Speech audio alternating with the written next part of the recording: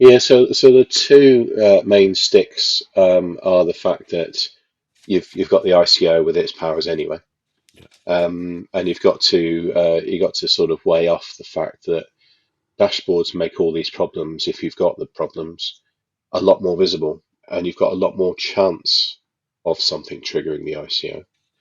So whilst the risk might not have changed, the likelihood of it happening has, and therefore the impact changes because of their fining regime.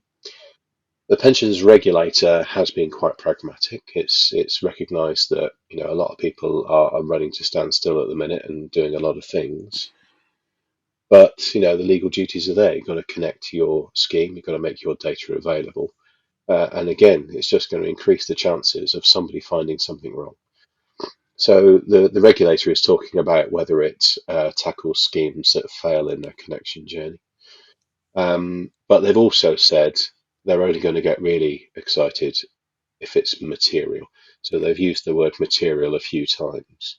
And that makes sense. They're trying to be a pragmatic regulator.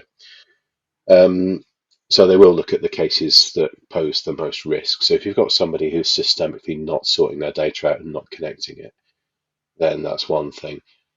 They'll probably have to move on once we get into some form of BAU, which we don't know what that'll look like yet. They might pay more attention to how many people aren't fully matching, or aren't matching the right number of records given their size. I mean, we can't be certain of those numbers because it might just be that scheme's members never went to a dashboard.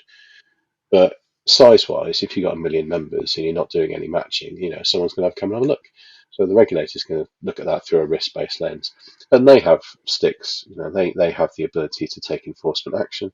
They also have the ability to do third-party enforcement action. So if you're the pension scheme, but it's actually an employer or actually your administrator or your software provider who has failed the requirement, then the regulator, whilst not regulating them directly, can get at them through their third party powers.